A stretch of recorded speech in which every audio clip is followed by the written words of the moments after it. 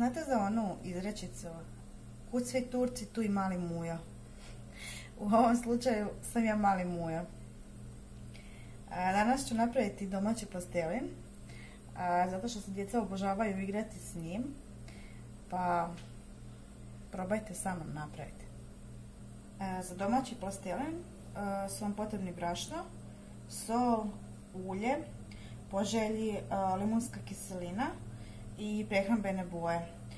Možete čak uzeti boje, na primjer, od cikle ili nešto tamo tome slično, znači što pušta dosta boju.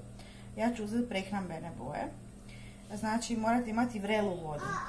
Ovdje dodajem, znači, sol,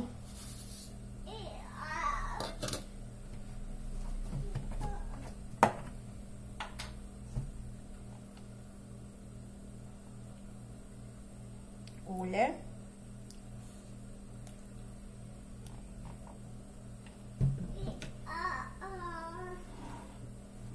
vrelu vodu,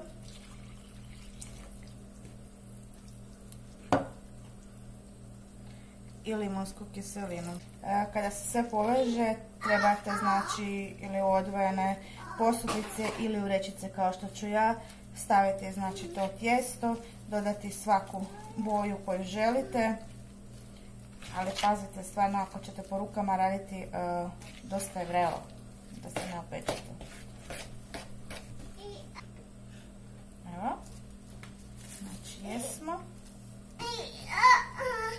Podijelimo u vrećice.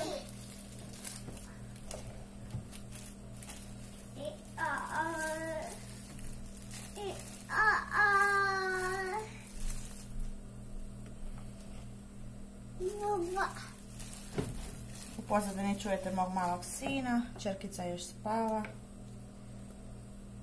Evo, dodat ćemo prvo crvene.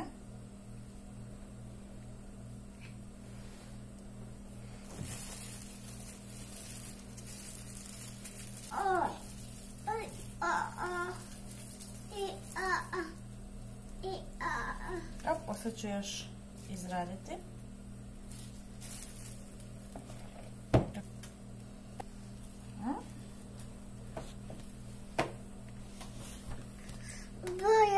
Boja, mama, boja.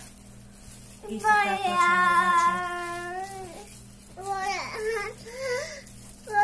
izraditi i onda ću, kada se malo prohladi, još rukom.